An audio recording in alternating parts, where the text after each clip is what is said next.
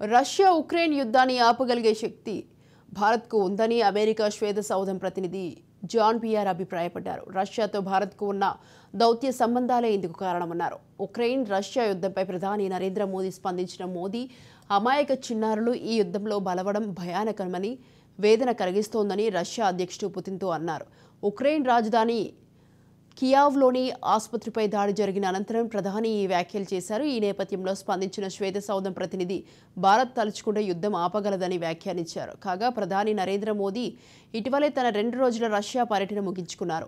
ఈ సందర్భంగా అధ్యక్షుడు పుతిన్తో సమావేశమయ్యారు. ఉక్రెయిన్తో యుద్ధం మొదలయ్యాక ఇరు దేశాధినేతలు సమావేశం అవ్వడం ఇదే తొలిసారి. ఈ సందర్భంగా ప్రధాని మోదీని పుతిన్ తమ దేశ అత్యున్నత పౌర పురస్కారంతో సత్కరించారు.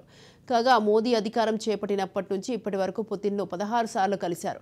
ఇక పుతిన్ చివరిసారిగా భారత్ను 2021 డిసెంబర్లో సందర్శించారు. ఇదిలా ఉంటే మోదీ రష్యా పర్యటన తమను నిరాశపరిచిందని ఉక్రెయిన్ అధ్యక్షుడు జెలెన్స్కీ అన్నారు. పర్యటన సందర్భంగా మోదీ పుతిన్ను ఆప్యాయంగా ఆలింగనం చేసుకోవడంపై తీవ్ర వ్యాఖ్యలు చేశారు. ప్రపంచంలో అతిపెద్ద ప్రజాస్వామిక దేశ నాయకుడు ఓ యుద్ధ నేరగాన్ని ఆప్యాయంగా కౌగిలించుకోవడం శాంతి ప్రయత్నాలకు గొడ్డలి పెట్టు వంటిదని వ్యాఖ్యానించారు.